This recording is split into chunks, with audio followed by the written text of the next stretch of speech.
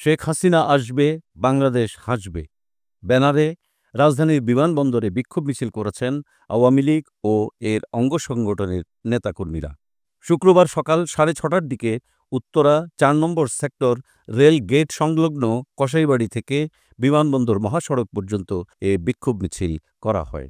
ঢাকা ১৮ আসনের আওয়ামী লীগ ও অঙ্গ সংগঠনের ব্যানারে বিক্ষোভ মিছিলটি করা হয়।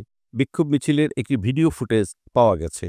ওই ভিডিওতে দেখা যায় উত্তরখান থানা আওয়ামী লীগের সাধারণ সম্পাদক মিলন মিয়া নেতৃত্ব দিচ্ছেন।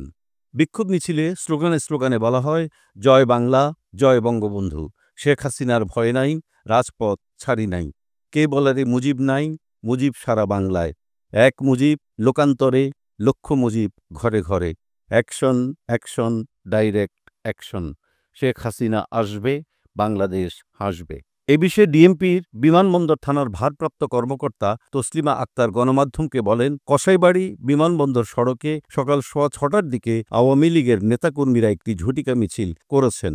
মিছিলটি ২-৩ মিনিটের মধ্যেই শেষ করে দিয়েছেন তারা। ওসি তাসলিমা বলেন, আমরা বিক্ষোভ মিছিলকারীদের শনাক্তসহ গ্রেপ্তারের চেষ্টা চালাচ্ছি।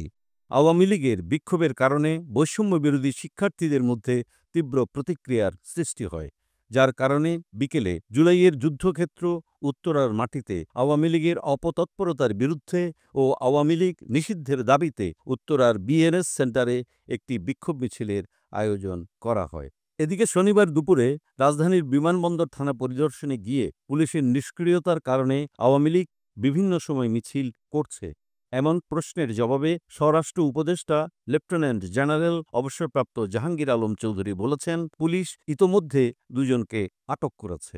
তিনি বলেন, আইনশৃঙ্খলা রক্ষাকারী বাহিনীকে এই বিষয়ে কঠোর নির্দেশনা দেওয়া হয়েছে।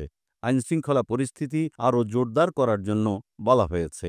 পুলিশ কর্মকর্তারা পরিস্থিতি নিয়ন্ত্রণে ব্যর্থ হলে তাদের বিরুদ্ধে কঠোর ব্যবস্থা নেওয়া হবে।